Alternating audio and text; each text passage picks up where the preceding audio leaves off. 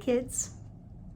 This is Pastor Raabe. I'm here at church with a little friend of mine. A plant that I bought for Lent. At the time it was appropriate because the flowers were purple. And since then it's bloomed one or two other times, and I keep hoping it will bloom again because I keep giving it water.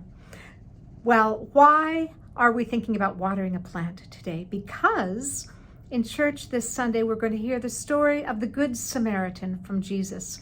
This is a story that takes place in Israel a long time ago when a foreigner who is supposed to be an enemy of the Jewish people, these two countries were enemies, was passing through, and he saw a native person lying by the side of the road badly injured.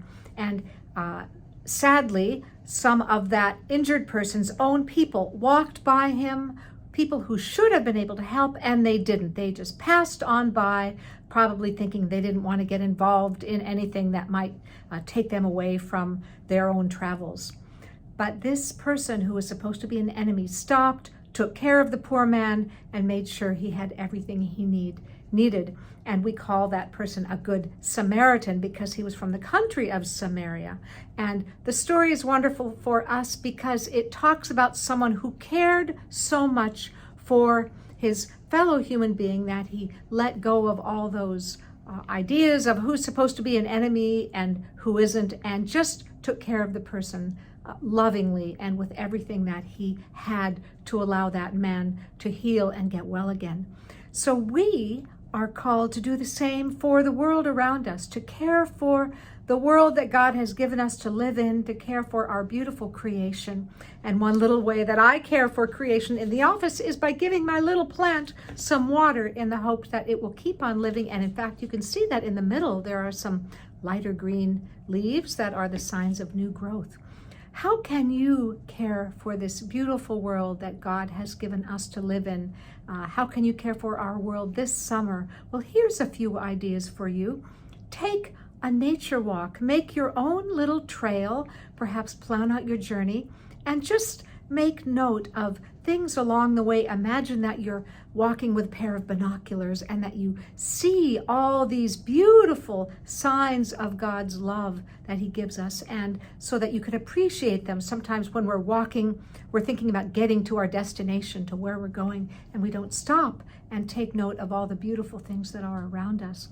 Another thing that you can do is to plant your own little garden. Either find a potted plant that you can put in a pot like this one and water it and care for it and even talk to it. Who's to say that plants can't hear us talking to them, or that they might not like beautiful music just like we do?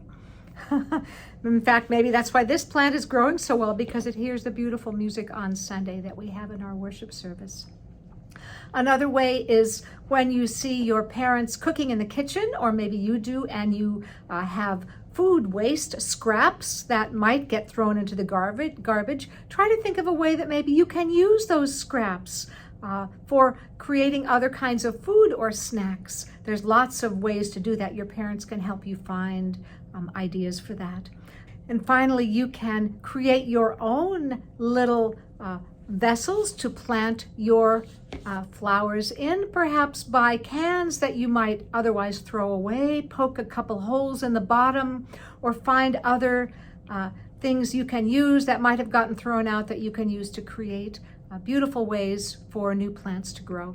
So these are just a few ideas for how you can care for the world around us in a way that shows that we love and value this beautiful world that God has given us to live in. Well, I hope you have a great summer, and I will be looking forward to seeing maybe some pictures of all the plants that you are creating and nurturing as you love them and encourage them to grow. Peace be with you all, and I hope to see you in church soon.